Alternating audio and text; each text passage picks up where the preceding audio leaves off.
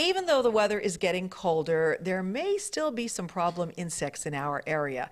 And here to tell us all about that today is our friend Kyle Schutt. He is the insect management technician with the Schuylkill Conservation District. Thanks for coming in. I always think that if the weather's colder, we don't have to worry about like mosquitoes or ticks. But you said that's not necessarily true. No, they can be out year round depending on the weather, and control for them, can occur year round, especially for mosquitoes and ticks.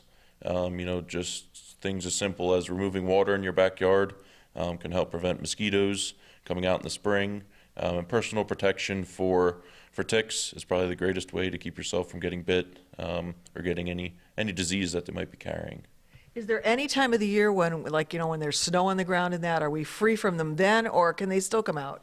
For the mosquitoes and lanternflies, when we have that real cold weather, that's gonna knock them back. But the ticks, as long as we have a day that reaches 40 degrees, they're gonna want to be active, even if there is snow on the ground. So now you must be busy because there's been a lot of problems in the news. The spotted lanternfly, heard about this triple E.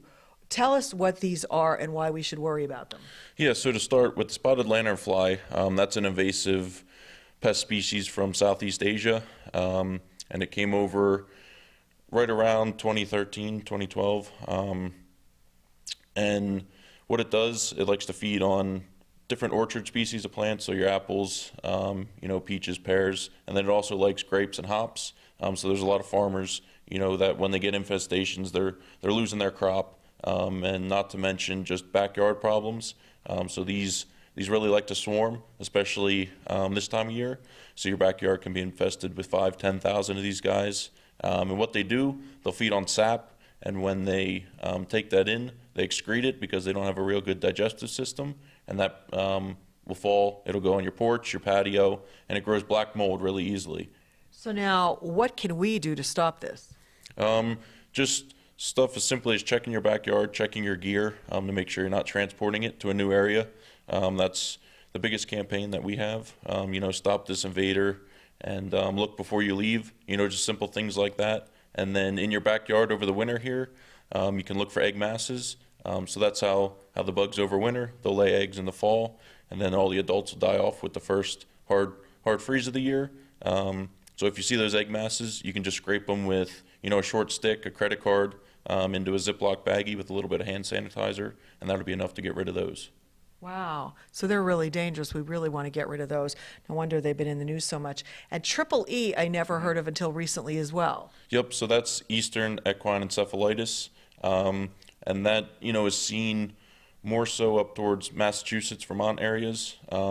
It's not as prevalent here in Pennsylvania, but there were a few animal cases later in the summer, so that was something that we definitely wanted to keep an eye on. We did increase our surveillance, looking for the swamp species of mosquitoes that most likely transmit that disease.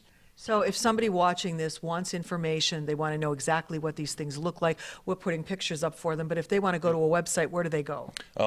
They can just type in DEP West Nile program on the internet, and that'll actually take them to the state's mosquito page, and that's where we branch out from. The county conservation districts have their own programs, but it's all through DEP, so all the information that they need would be on that website.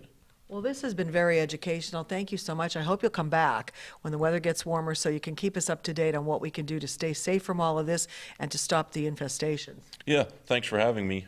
Just getting this information out there is really important and can help protect a lot of people. Absolutely. Kyle Schutt, Insect Management Technician with the Schuylkill Conservation District.